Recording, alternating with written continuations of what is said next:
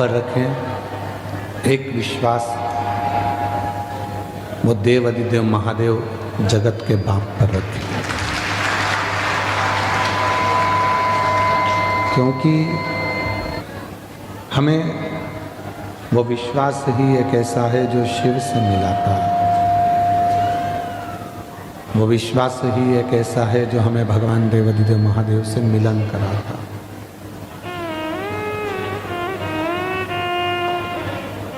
यदि विश्वास पूर्ण नहीं होता तो परमात्मा भी मिलता नहीं।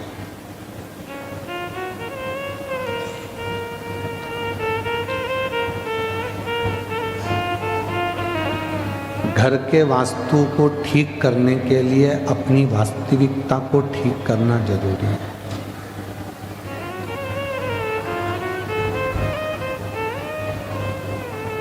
आपने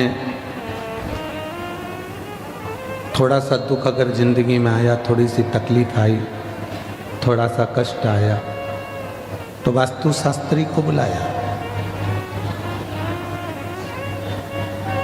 और वास्तु शास्त्री को बुलाकर कहा कि हमारे थोड़ी तकलीफ़ें चल रही है, आप बताओ इसका कोई निर्णय, इसका कोई उपाय। उसने कहा कि ये जो तुम्हारी जो सीढ़ियाँ हैं ये गलत है, तुमने सीढ़ियाँ बदल ली। फिर उसने कहा कि तुम्हारा जो रसोई घर है, किचन है, ये गलत है, तुमने रसोई घर भी बदल लिया। फिर वास्तु शास्त्री ने कहा कि ये चित्र यहाँ की जगह वहाँ लगाओ, वहाँ की जगह वहाँ लगाओ, तुमने वो चित्र भी बदल कर देख लिया।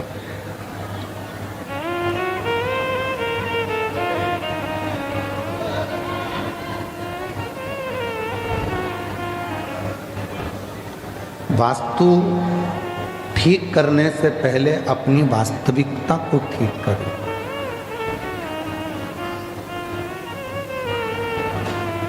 हम स्वयं को ठीक नहीं कर पा रहे। सीढ़ियाँ बदल कर देख ली, दुकान बदल कर देख लिया, घर बदल कर देख लिया, रसोई घर बदल कर देख लिया, आवाज़ सेट नहीं हुई है।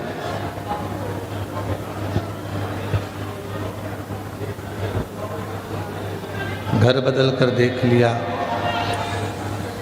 हमने सीढ़ियाँ बदल कर देख ली, सब कुछ हमने बदल कर देख लिया, पर अब थोड़ा सा अपने आप को बदलो।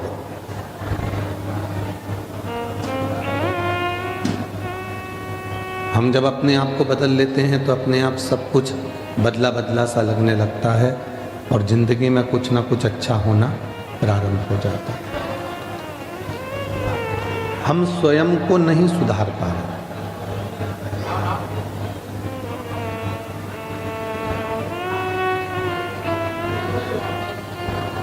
कल भी कथा में कहा था, हम कहते बच्चों से हैं कि थोड़ा ध्यान से पढ़ो। कल भी कथा में कहा था कि हम किसी व्यक्ति से कहते हैं कि ध्यान से काम करो, ध्यान से गाड़ी चलाओ, ध्यान से पढ़ाई करो, ध्यान से काम करो। कल कथा में कहा था, पर हम अपने ऊपर ही, अपनी चित्त वृत्ति में, अपने मन पर ध्यान नहीं दे पाते।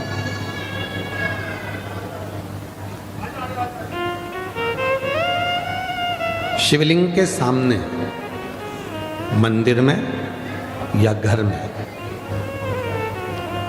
भगवान शंकर के मंदिर में भी अगर जा रहे हो, घर में भी अगर भगवान शंकर के शिवलिंग की पूजन कर रहे हो या शिवलिंग का पार्थिव शिवलिंग बनाकर निर्माण कर रहे हो, तो तुम्हारी पूजा की थाली में कोई चीज़ कम है, चल जाएगा। तुम्हारे पूजन की थाली में अगर कोई चीज़ कमी है, चलेगी। पर शिवलिंग की पूजन करते समय चाहे मंदिर में पूजन करो, चाहे अपने घर में पूजन करो, चाहे पार्थिव शिवलिंग का पूजन करो, पूजन की सामग्री कम होगी चलेगी, पर मन रत्ती भर भी कम नहीं होना चाहिए, दिल परमात्मा में पूरा लगा होना चाहिए।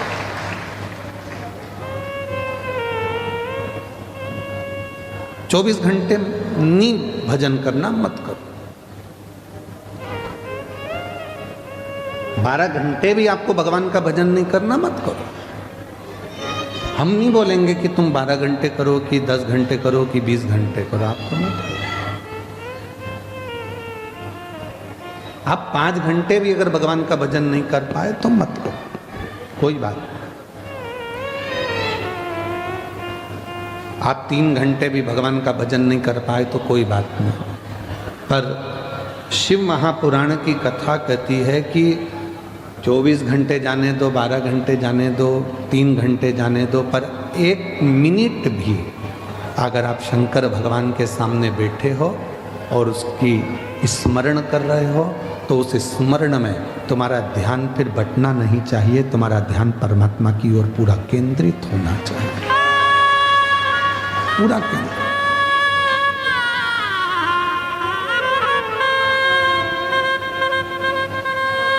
हम अपनी निगाहों को भी बांट देते हैं, हम अपनी श्रवण की शक्ति को बांट देते हैं, हम अपनी वाणी को भी बांट देते हैं, हम अपनी श्रवण शक्ति को बांट देते हैं, हम अपनी दृष्टि को बांट देते हैं, हम अपने विचारों को भी जो परमात्मा की ओर अग्रण्य होना चाहिए उस मन को भी हम बांट देते हैं। आज कथा का विराम दिवस है।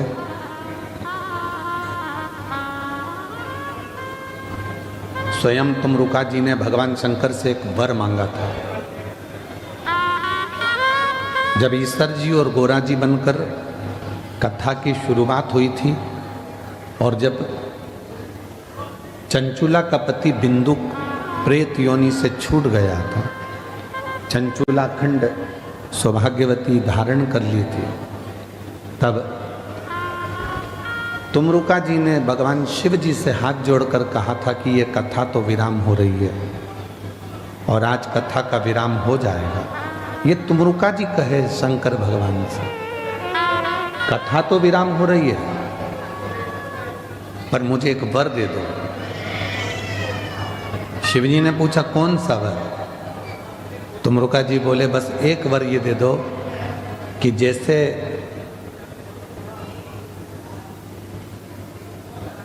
कोई जाता जाता घर के बच्चों को कुछ देकर जाता है, उसी तरह जिस दिन ये शिव पुराण का विराम हो उस दिन आप भी जितने शिव भक्त इस कथा को सुन रहे हों उन सब की झोलियां भर कर चले जाए। ये वर दे दीजिए। इसीलिए शिव महापुराण की जो 6ठे दिन की रात्रि होती है या 5 दिन की कथा होती है तो चौथे दिन की रात्रि होती है, उसको शिवरात्रि कहते हैं। और जिस दिन कथा का विराम होता है उस दिन लाखों की संख्या में शिव भक्त केवल बाबा के चरणों में बैठकर कथा इसलिए सुनते हैं कि मेरा बाप, मेरा पिता, मेरा बाबुल, मेरा बाबा आज जाएगा तो कुछ ना कुछ अपनी बेटी को, अपने बेटे को गोदी में देकर जाएगा।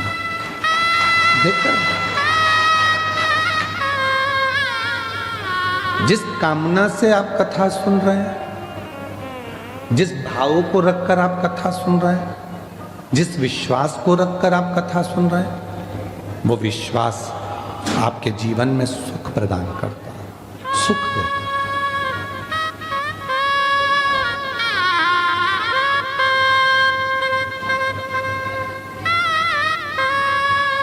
भरोसा प्रदान करता है।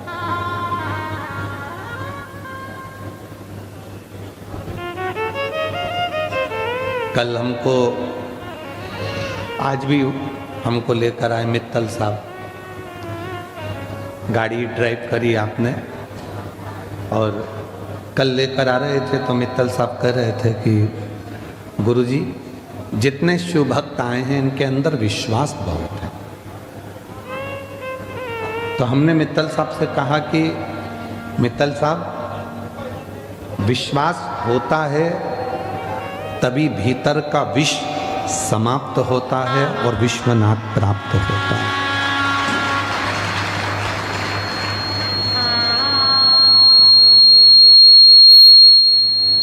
अगर विश्वास नहीं होगा तो भीतर का विश्व समाप्त नहीं होगा, विश्व समाप्त नहीं होगा तो विश्वनाथ नहीं मिलेगा, तो विश्वनाथ नहीं मिल सकता।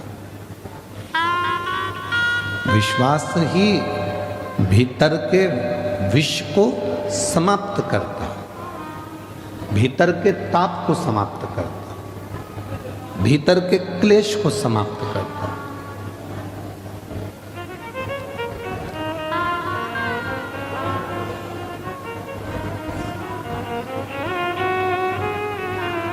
एक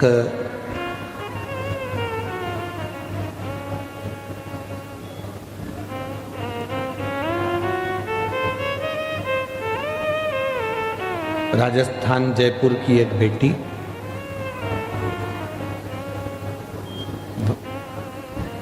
वनीता करके उसका नाम है।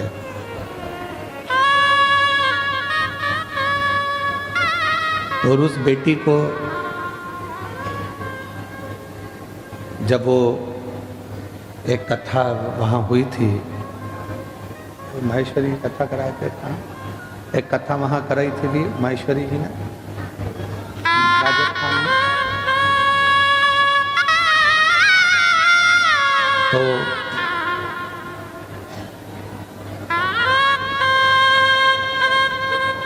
रतनगढ़ में कथा थी। तो एक वनीता नाम की एक बच्ची जो कि स्कूल में टीचर है, सरकारी स्कूल में, वो आई। समिति वालों से उसने निवेदन करा माहेश्वरी जी से कि मिलवा दीजिए, मिलवाए। बहुत रो रही थी। हमने पूछा बेटा क्या हुआ, तो कहा गुरुजी एक बड़ी बीमारी हो गई है, कैंसर जैसी बीमारी से कौन बच सका।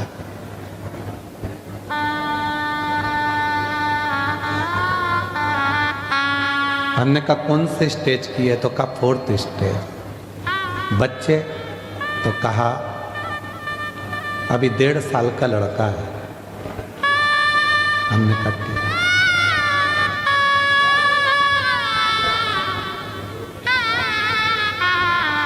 क्या चाहती हो, ये बीमारी समाप्त हो जाए।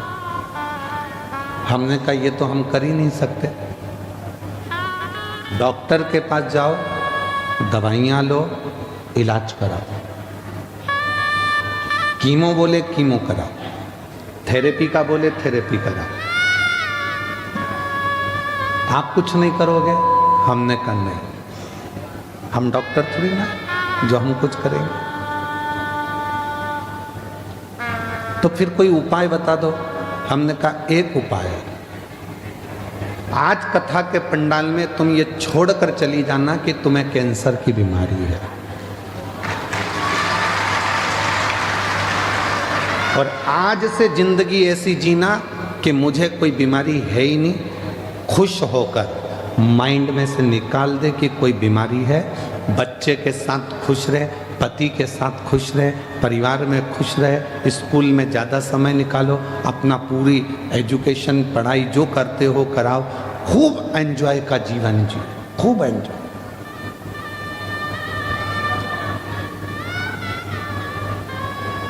और वही बच्ची फिर हमारे एक जजमान के यहाँ कथा थी, तो वहाँ पर हम जब गए, वो कहाँ कथा थी, जयपुर में, तो अग्रवाल जी के यहाँ हमारा ठहरना हुआ था। फिर वहाँ वो मिलने, हमने पूछा क्या हुआ, 4th स्टेज का कैंसर था। कहा गुरुजी सारी रिपोर्ट नील आ गई। मैं ठीक है।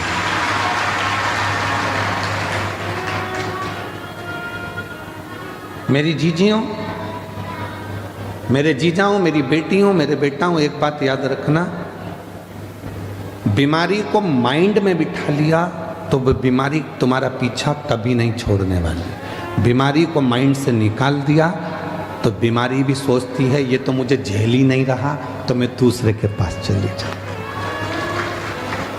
झेल ही नहीं रहा।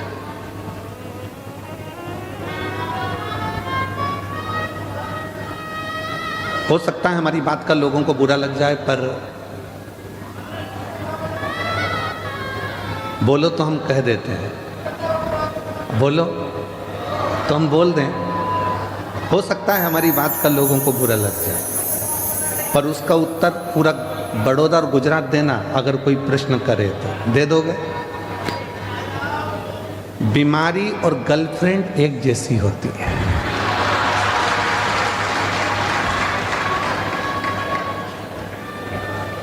आपने दिमाग में से निकाल दिया, ये दूसरे के पास चली जाती है। बोलो सही है कि गलत है? दिमाग में से निकाला, चली।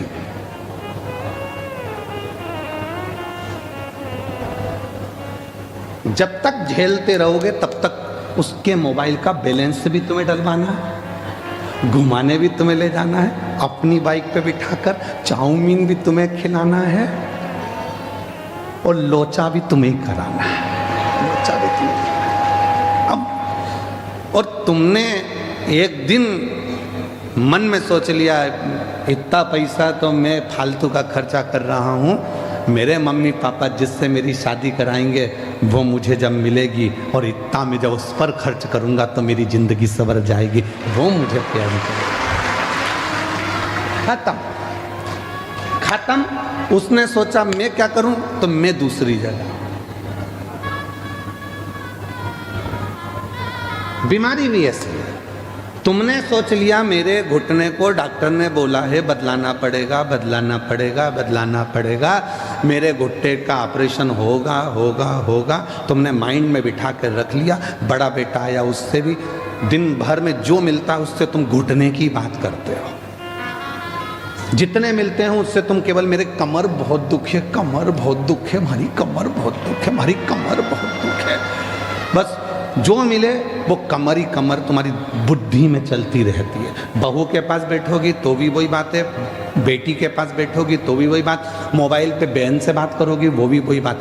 जो बीमारी ने तुमको घेरा है तुम उस बीमारी से बाहर ही नहीं निकल रहे हो, क्योंकि तुम्हारी माइंड उस बीमारी में फंस चुका है। जिस दिन तुमने सोच लिया कि आज मैंने बड़ौदा की कथा सुनी है, बीमारी को आज यहीं पटक कर जा रही है और गारंटी है 3 महीने में मेरा रिजल्ट अच्छा है। उसका प्रमाण ये लाखों भक्त, एक पत्र आज भी आया है, उसमें भी यही बात लिखी। देखो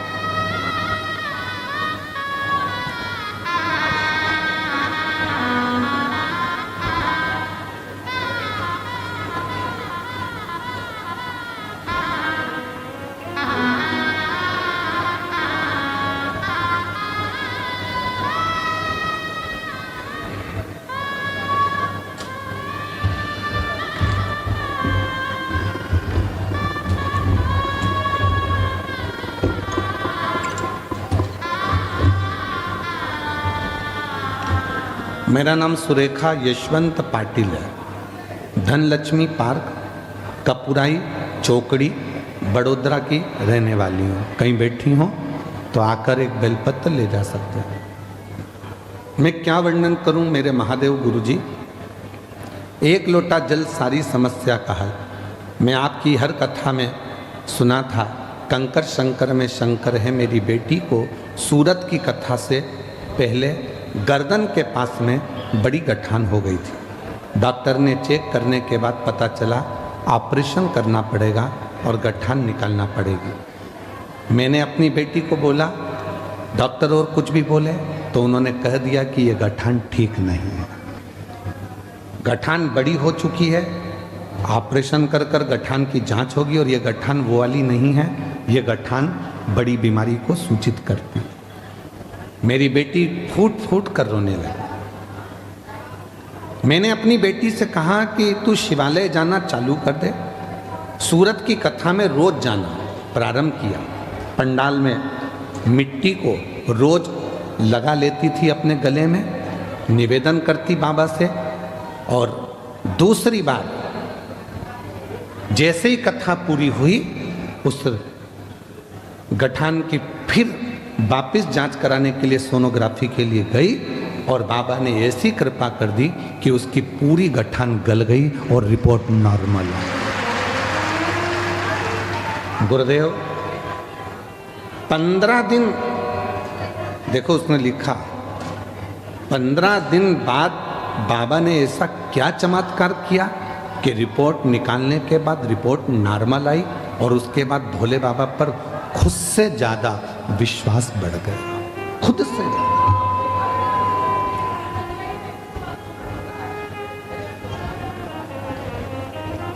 एक विश्वास, एक पत्र और है।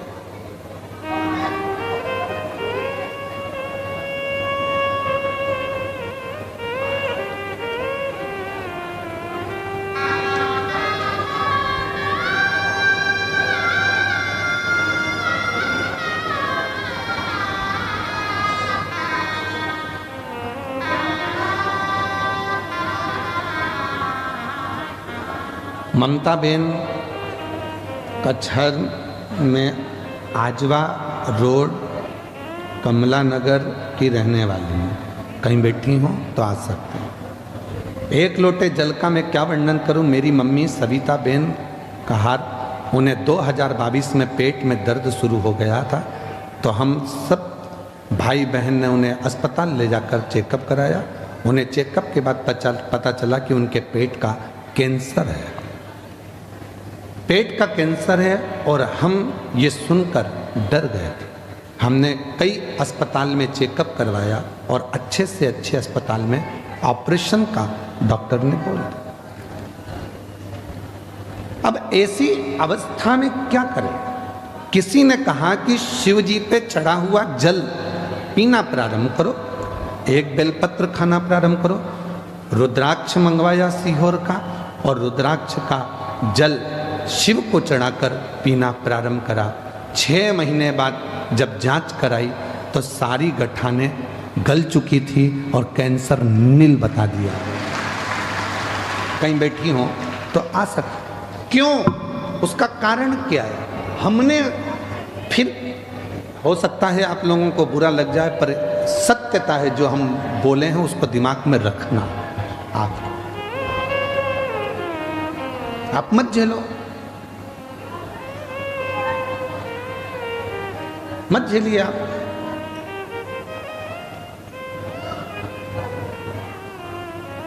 चलो जाने तो अब ये बात भी जाने तो आप तो छोटी सी बात पे आप, कोई व्यक्ति आपको बार बार आपके पास में आ रहा है और आपने उसको झेलना बंद कर दिया तो वो दूसरी जगह चला गया। मत झेलो बीमारी को। जब तक तुमने झेल कर रखा है, दिमाग में बना कर रखा है, वो बीमारी तुमको घेर कर रखेगी। और जिस दिन तुमने बीमारी को अपने दिल और दिमाग से निकाल दिया कि मैं एकदम ठीक हूँ, आई एम फाइन, मुझे कोई मतलब, मैं स्वस्थ। फोन कर कर बहन पूछेगी क्यों तेरे पाँव का दर्द कैसा है? तू बोल रही थी घुटने का ऑपरेशन। अरे काय का ऑपरेशन? भोलेनाथ जी को लोटा भर के जल चढ़ाती हूँ, पी जाती हूँ, बाबा ने मेरे को ठीक कर दिया। तुमने अपने मुख से कहना प्रारंभ कर दिया मैं ठीक हो गई, मैं ठीक हो गई, मैं ठीक हो गई, तो 24 घंटे में से एक क्षण के लिए सरस्वती हमारे मुख से निकलती है और तुम्हारी वाणी सिद्ध हो जाएगी और तुम ठीक हो जाओगे। और तुम दिन भर रोते रहोगे, भगवान सारा दुख तूने मुझे ही दे दिया, भगवान सारा दुख मुझे ही दे दिया। दिन भर यही बात के लिए रोगे तो भगवान भी कहेंगे और बच्चा कुचा किसी का दुख हो तो इसी को दे दो। तो कचरे का डिब्बा दिखता है तो कचरा डालने की याद आती है। बोलो बोलो, ईमानदारी से बोलो, जरा सही बोलो। जहाँ कचरे का डब्बा दिखेगा वहाँ। और तुम देखो रोड के किनारे अगर तुम किसी ऑफिस में जा रहे हो तो लोग जहाँ थूक देते हैं ना, तो उसको देखकर तुम्हें भी थूकने की याद आती है। बोलो बोलो, सही है कि गलत है? उसी तरह सारा दुख तुमने अपने ऊपर, भगवान तूने मुझे दुख दे दिया, भगवान सारा दुख मुझे ही दे दिया, भगवान इतनी परेशान। तो भगवान कहेंगे जब सब यहीं थूक के जा रहे हैं तो अपन और कचरा इतना पड़ा है तो और पटक दो, उसमें क्या दिक्कत लगी? पर तुमने उस कचरे को साफ कर दिया थूकों को साफ कर दिया, फिर किसी की हिम्मत नहीं है कि वहाँ कोई कचरा डाल दे, क्योंकि वहाँ कचरे का डब्बा है ही नहीं, तो कचरा क्या खाते देगा? जब है ही नहीं तो फिर क्या?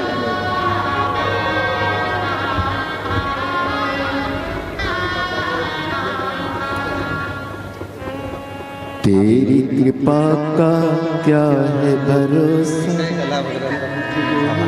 इसी बेटी को गले में गठान हो गई थी और डॉक्टर ने ऑपरेशन का कह दिया था। गठान भी डॉक्टर बोले थे आड़ी टेढ़ी है, पर बेटी कह रही है कि मुझे विश्वास नहीं था, क्या एक लोटे जल से, एक बेलपत्र से और सीहोर के रुद्राक्ष के पानी से क्या मैं ठीक हो सकती हूँ? पर आज बिना दवाई गोली कुछ भी नहीं लेती और पूरी ठीक हो गई। एक बार जोरदार ताली।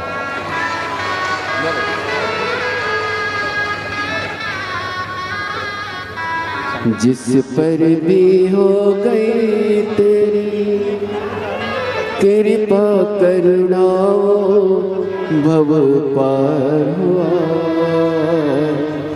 भव पार हुआ। ये बेटा कह रहा है कि मेरे पापा आप पर भरोसा नहीं करते थे, किसी मंदिर में नहीं जाते थे, गाड़ी के ड्राइवर हैं, ड्राइव करते हैं। क्योंकि बेटी को इतनी तकलीफ हो गई थी तो पिता का विश्वास भी खत्म हो गया। जब पहली बार सीहोर गए बेटी को लेकर तो वहाँ बोल कर आए थे, अगर तू सच्चा है तो मैं कंकर लेकर जा रहा हूँ, मेरी बेटी ठीक हो जाए, तुझे मानूंगा। बेटा बता रहा है, अब अगर सवारी को भी लेकर जाते हैं तो कथा होती है 1 बजे से 3 बजे तक या 4 बजे तक, तो उस कथा को गाड़ी को साइड लगाकर यात्री को भी सुनाते हैं और खुद भी सुनते हैं, तब गाड़ी को आगे।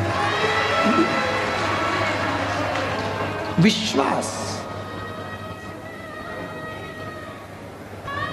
छोड़ो,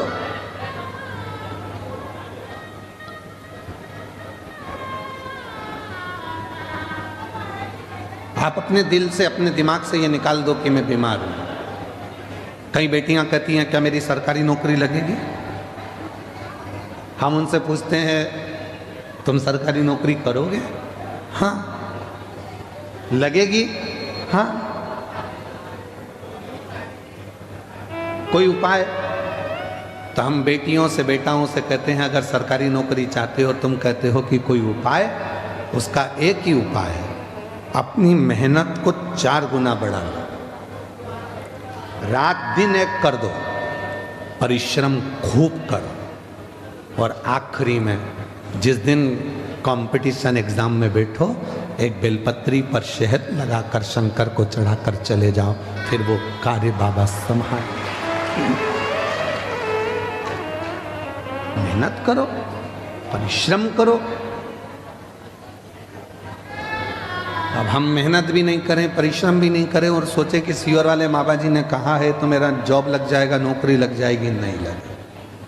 मेहनत आपको करना पड़े, परिश्रम आपको करना पड़े। आज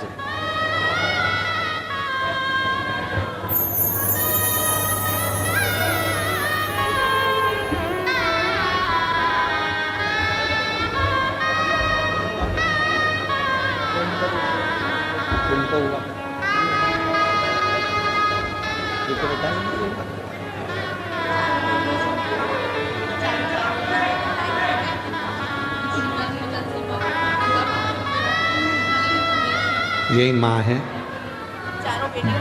जिनको डॉक्टर ने कैंसर बता दिया था और चारों बेटियां माँ को लेकर सीहोर पहुंच गई। कंकर शंकर पूजन करके रुद्राक्ष लेकर आ गई। जांच भी कराती रही, दवाई भी कराती रही, जो जो डॉक्टर बोला सब कराया, और आखिरी में हिम्मत करी तो पूरी रिपोर्ट नील आ गई और सारी गठानें गल गई। रोते नहीं आप, आंसू पोछो, पहले आंसू पोछो, अच्छे खुश होकर जाओ। इतनी अच्छी आपकी बेटियां हैं, आपको संभाल ली, और क्या चाहिए? बस शिव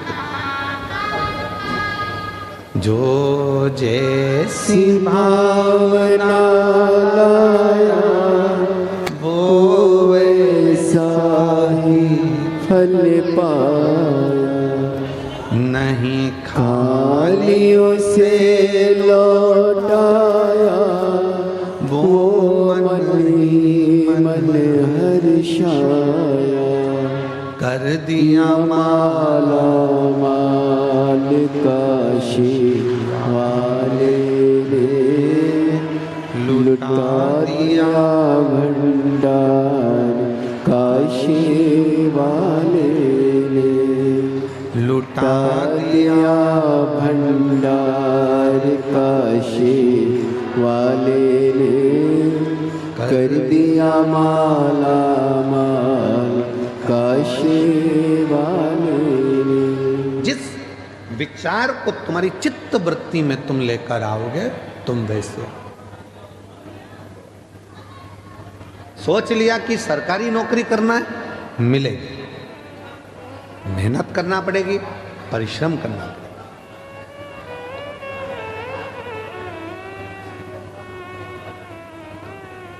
कैसे नहीं मिलेगी?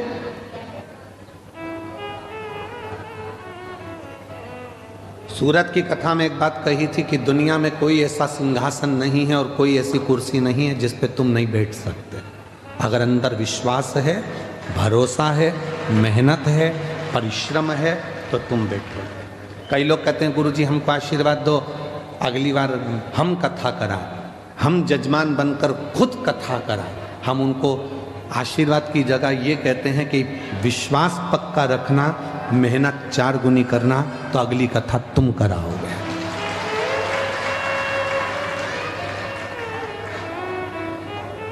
हम मेहनत ही ना करें, परिश्रम ही ना करें और सोचें कि सब कुछ मिल जाए तो नहीं मिल सकता।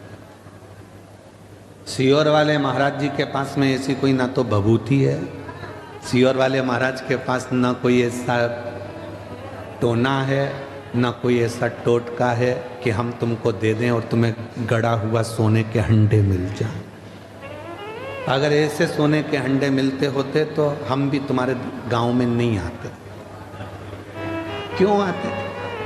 बोलो सही है कि गलत है? मेहनत करना है, परिश्रम करना है और वो मेहनत, वो परिश्रम एक दिन तुम्हें उन्नति की उस सीढ़ी पर लेकर जाएगा जिस पर तुमने कभी सोचा ही नहीं था तुम्हें पड़ा। कोई साधन नहीं। एक चने बेचने वाले का बेटा हूं, पिताजी चने बेचते थे।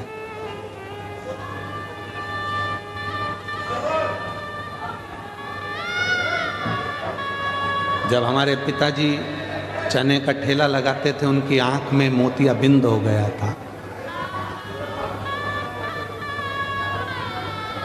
ऑपरेशन के लिए ग्वालियर लेकर गए, पैसा नहीं था। चने के ठेले को हम धकाते, बेचते, जो इकट्ठा होता वो रखते और पिताजी का ऑपरेशन कराते। माँ के पाँव में जो चांदी की पाँव की पायल थी वो भी बेच दी गई। माँ के पास में अगर कोई थोड़ी बहुत रकम थी वो भी निकाल कर बेच दी गई और पिताजी का आँख का ऑपरेशन करा। उस समय की बात है। हिम्मत नहीं आ रही। दोस्तों की किताब लेकर पढ़ाई करी, उनके कपड़े पहनकर स्कूल और कॉलेज चले गए। दूसरे का शादी का मंडप लगा था, उसी मंडप में अपनी बहन की शादी करी क्योंकि मंडप का पैसा भी नहीं था। हिम्मत नहीं हारी। और आज हिम्मत नहीं हारी, इसीलिए आप लोगों से कहते हैं किसी ने साथ नहीं दिया। जो इतना डोंडी पीटते हैं, परिवार इतना बड़ा है, कुटुंब इतना बड़ा है, रिश्ते इतने सारे हैं, कोई साथ नहीं देता। व्यर्थ की बात है। अकेले पैदा हुए हो, अकेले परिश्रम करना है और अकेले ही सिंहासन पर बैठना, कोई दूसरा नहीं आएगा। तुम किसको अपना दुखड़ा सुनाते हो? थोड़ा सा घर में तकलीफ हुई तो बहन को फ़ोन कर दिया, भांजी को फ़ोन कर दिया, बेटी को फ़ोन कर दिया, उसको फ़ोन कर दिया। नहीं, तुम्हारा दुखड़ा कोई नहीं मिटा सकता।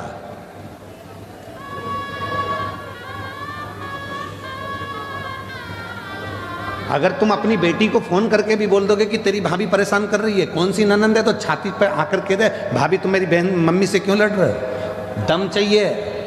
वो भी किसी की बहन है, वो भी किसी की बेटी है, वो भी बोल सकती है, उसमें भी सामर्थ्यता है। इसलिए किसी को अपना दुखड़ा मत कहो। दुखड़ा कहना है, एक लोटा जल लेकर शंकर जी के मंदिर में जाकर, वो जगत का बाप है, उससे इतना जरूर कहो कि बाबा मेरी जिंदगी के सारे दुख काट देना, कोई बुरा नहीं है।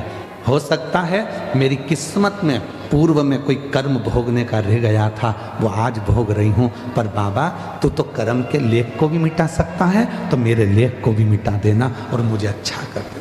उसको कहो ना, किसको कह रही? भाई आया तो उसको कह दिया, बहन आई तो उसको कह दिया, रिश्तेदार आए तो उनको कह दिया। क्या कर लेंगे रिश्तेदार? शादी में सब खा पी के चले जाते हैं, 500 रुपए की एक प्लेट निपटा के, दूसरी बार कोई नहीं आता। तुम्हारे घर में क्या हो रहा है उनको कोई मतलब नहीं।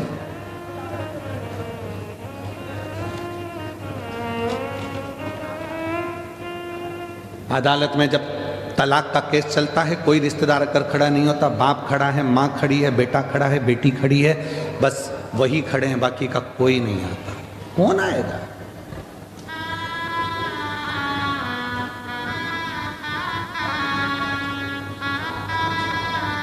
तुम्हारे यहाँ बड़ौदा में बारात निकलती है क्या? दूल्हा घोड़े पे बैठ के, घोड़ी पे बैठ के निकलता है? जम के तो बोलो। नाचने वाले घोड़ी के पीछे नाचते हैं कि आगे? आगे। ठीक है। और मरने के बाद अर्थी निकलती कि नहीं निकलती? निकलती है। परिवार वाले आगे नाचते हैं कि पीछे? जितने परिवार वाले रिश्तेदार होंगे, शादी में, खुशी में सब आगे होंगे, और दुख आया तो सब पीछे होंगे। अकेले आगे चलना है, अकेले आगे चलना। खुशी है तुम्हारे यहाँ, धन है तुम्हारे पास में, बहुत खुशियां हैं, सारे रिश्तेदार आगे आगे नाचेंगे। मैं रसगुल्ला ला दूं, मैं जलेबी ला दूं, मैं ये ला दूं, मैं वो ला दूं, मैं ये कर दूं, कपड़े पहना दूं, चेन पहना दूं, अंगूठी पहना दूं। सारे रिश्तेदार आगे आगे आगे आगे आगे आगे। खुशी है तो, और दुख आया सब पीछे। बात करते करते जा रहे, कितना अच्छा था, निपट गया।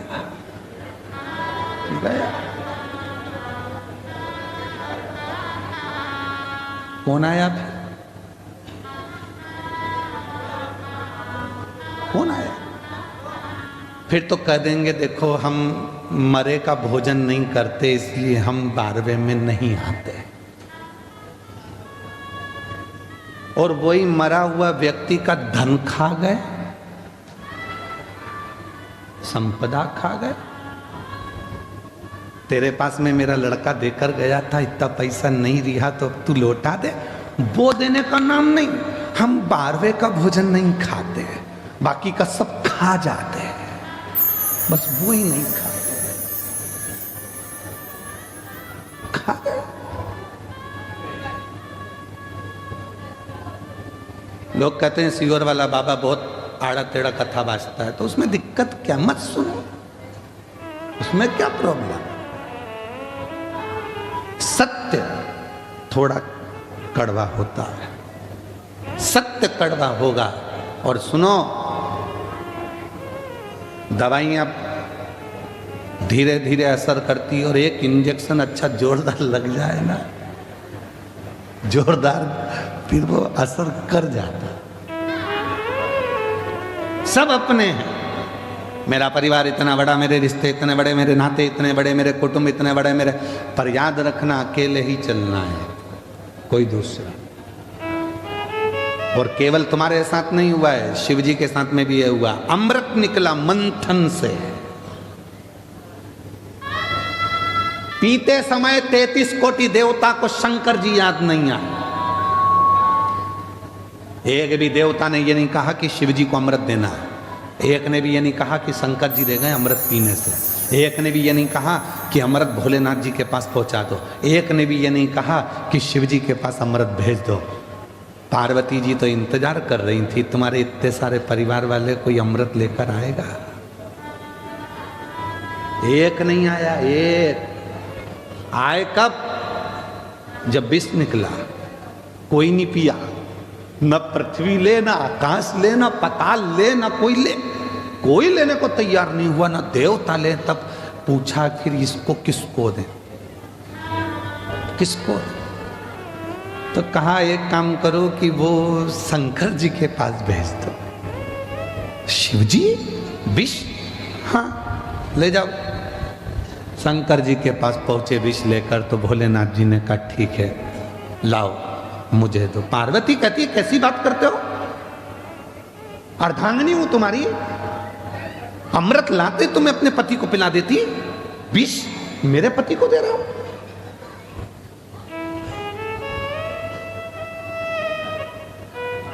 पार्वती जी सामने खड़ी हो गई, मेरा पति विष नहीं पिएगा।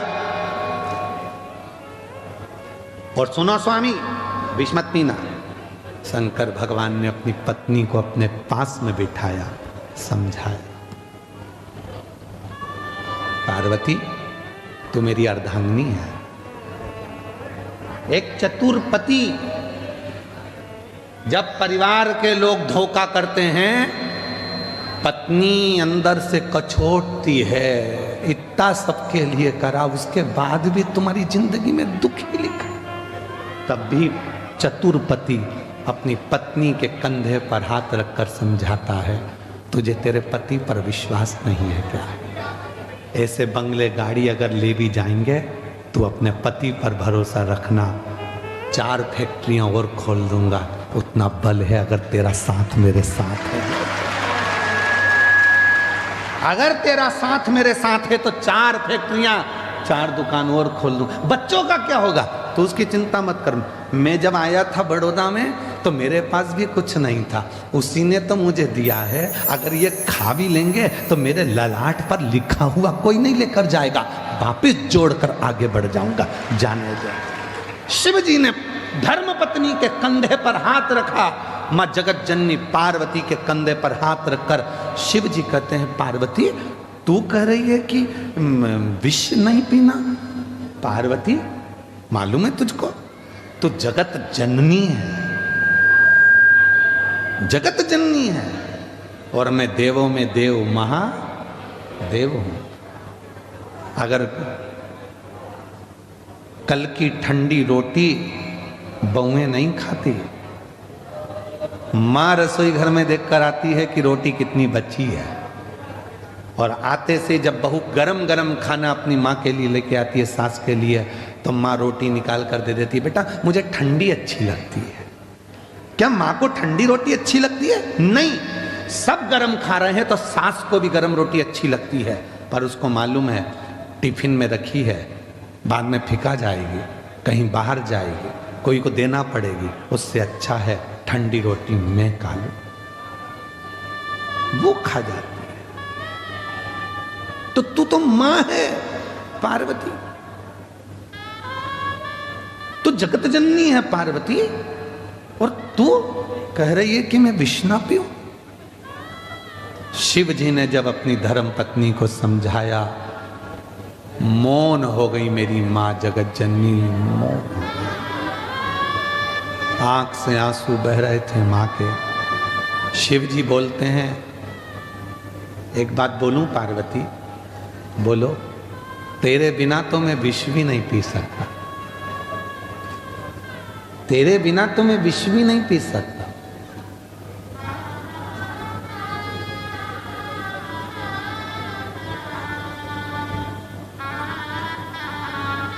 तलाक शब्द मुसलमानी शब्द है।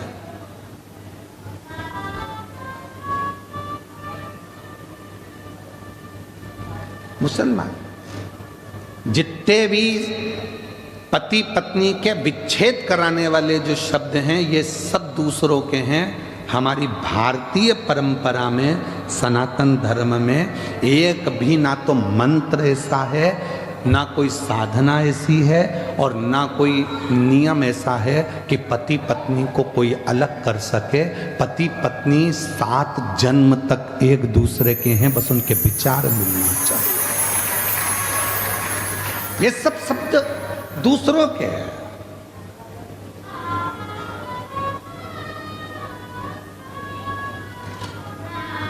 ये सारे शब्द दूसरों के।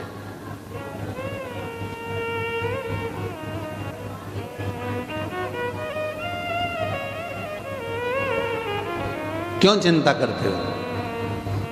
तू बोल, मैं तेरे बिना तो विष भी नहीं पी सकता पार्वती, तू बोलेगी तो मैं विष पीऊंगा। ठीक है। पार्वती जी ने कहा,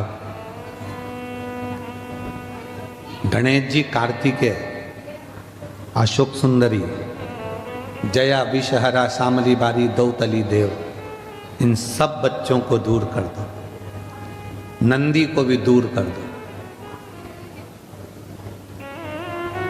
तब विष पीना। इनको मालूम पड़ेगा कि हमारे पिताजी को देवताओं ने विष दे दिया था और खुद ने अमृत पी लिया था, तो इनके मन में गलत भाव आ जाए। दूर करो इनको। इनको दूर कर दिया था, सबको भेज दिया। गणेश जी चले गए, अष्टविनायक बनकर बैठ गए। कार्तिकेय गए, श्री सैलम पर जाकर बैठ गए। अशोक सुंदरी काशी में जा गई। जया, विषहरा, शामली बारी, दौतली देव हरिद्वार पहुंच गए। सब चले। नंदी बचा था। शिव जी ने कहा, नंदी, विष पीऊंगा, तुझे अच्छा नहीं लगेगा, तू जा।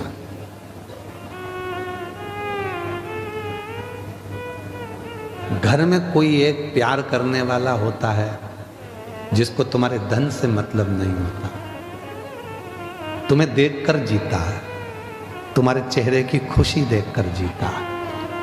शिव जी के चेहरे की खुशी देखकर जीने वाला एक ही था, वो था देवती देव महादेव का नंदी। इसलिए आज भी मंदिर के बाहर उनका चेहरा देखता रहता है बैठकर। वो जीना सीखा।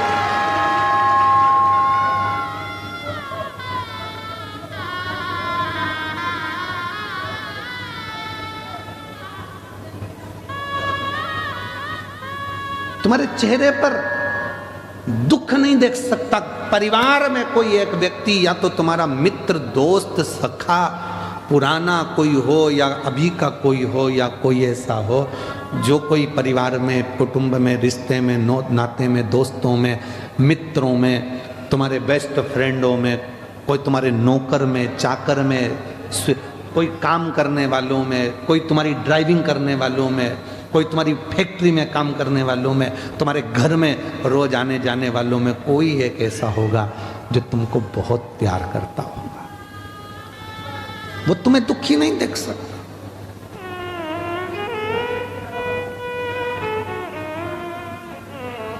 नंदी जाओ।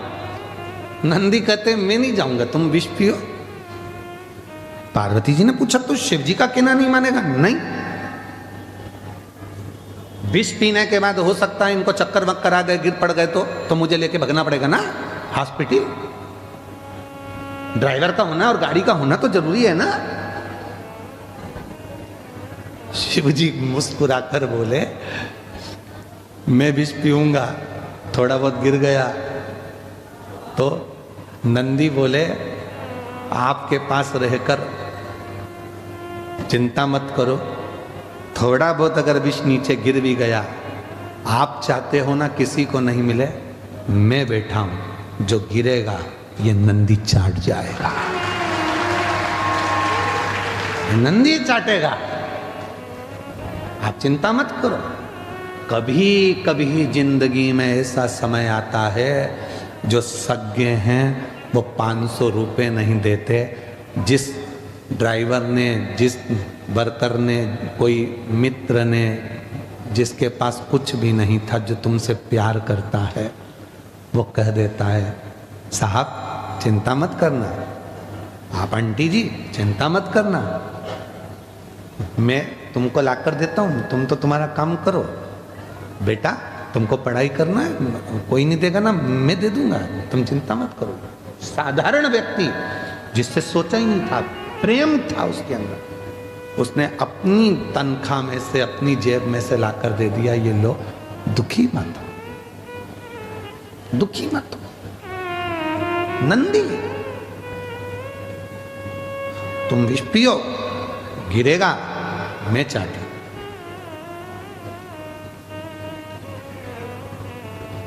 पार्वती जी के चेहरे पर मुस्कुराहट आ गई। कोई स्नेह करने वाला हो तो नंदी तेरे जैसा हो। किसी को नहीं देखता, केवल शिव को देखता, केवल शिव।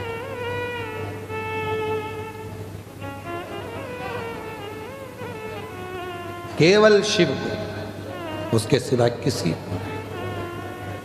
शंकर की ओर उसका मुख होता है और शिवलिंग की ओर देखता रहता। देख,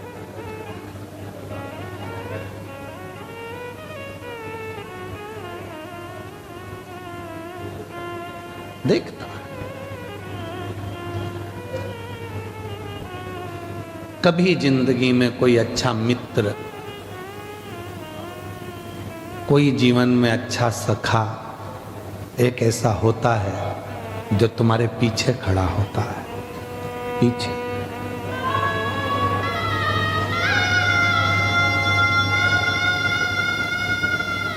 कोई जिंदगी में कोई अपना एक ऐसा हो जाता है जो तुम्हारे पीछे खड़े होकर तुम्हें हिम्मत देता है, घबराना नहीं, मैं हूं।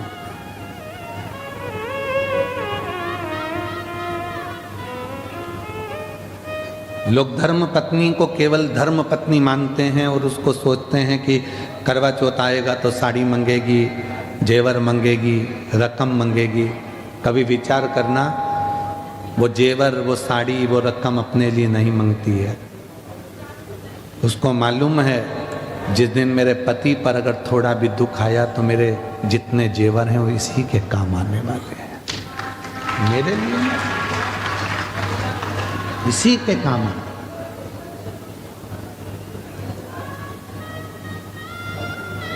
स्नेह कोई चाहने वाला अगर मिले, फिर निवेदन करूंगा, प्यार में धन नहीं होता, प्यार में पैसा नहीं होता, और प्यार चेहरा देखकर नहीं होता। प्यार तो दिल से एक दूसरे के भाव मिलना चाहिए, स्नेह मिलना चाहिए, वो प्रेम, वो वात्सल्यता।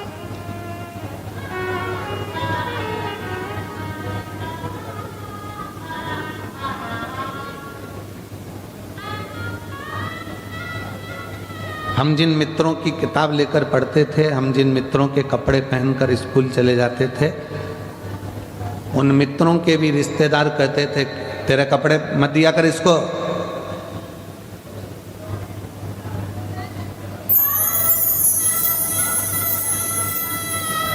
अपने कपड़े क्यों देना किसी को?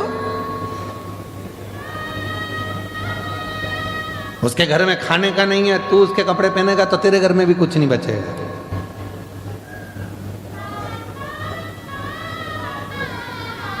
मत देना इसको कपड़े। अपनी किताब क्यों देता है? बहुत सारे मिलते थे, फिर भी एक हमारा मित्र ऐसा था कि वो चुपचाप से स्कूल के बैग में कपड़ा फंसा कर लाता था, शर्ट, और लाकर दे देता था, आज ये वाली शर्ट पहन के चले जाना एग्जाम में, तेरी क्लास अलग है, मेरी क्लास अलग है, चले जा। कोई चाहने वाला चाहिए, जो धन, उस समय पर धन नहीं था तो भी तो प्यार करने वाला था, प्रेम करने वाला था। कोई चाहने वाला चाहिए, स्नेह करने वाला चाहिए, जो प्रेम, धन से।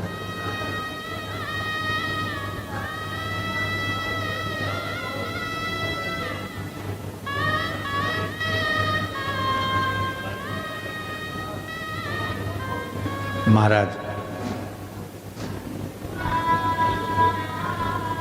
जब स्नेह पार्वती जी ने देखा शिव जी को कि शंकर भगवान विष पीने की तैयारी में है। पार्वती जी ने विचार कर लिया मेरे पति विष पिएंगे, मैं क्या करूं। आद्य शक्ति जगत जननी जगदम्बा दुर्गा भवानी जैसे ही शिव विष पी रहे, एक पत्र अच्छा है।